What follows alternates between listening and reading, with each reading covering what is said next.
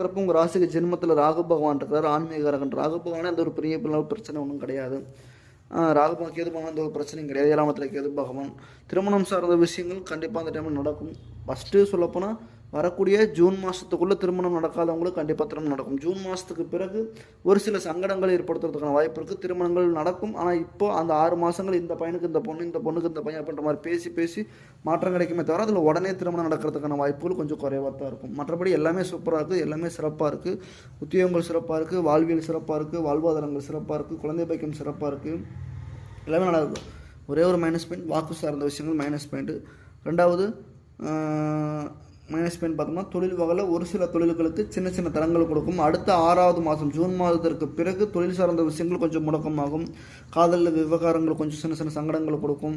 குடும்பத்தின் ரீதியில் சின்ன சின்ன சங்கடங்கள் கொடுக்கும். எப்போ ஜூன் மாதத்துக்கு பிறகு இந்த சங்கடங்கள்லாம் கும்பராசி நம்பர்களுக்கு கொஞ்சம் நிறையா கொடுக்கறதுக்கான வாய்ப்பு இருக்குது. ஃபஸ்ட்டு 6 மாதம் சூப்பராக இருக்குது. 2வது 6 மாதம் சொல்லக்கூடிய அளவுக்கு பெரிய லெவலில் யோகம் இருக்கான்னு கேட்டிங்கன்னா பெரிய லெவலில் யோகம் கொஞ்சம் குறைவாக தான் இருக்குது. அதனால் முடிஞ்ச வரைக்கும் பார்த்து கவனமாக இருங்க. கும்பராசி நம்பர்கள் அனைவருக்கும் நன்றி, வணக்கம்.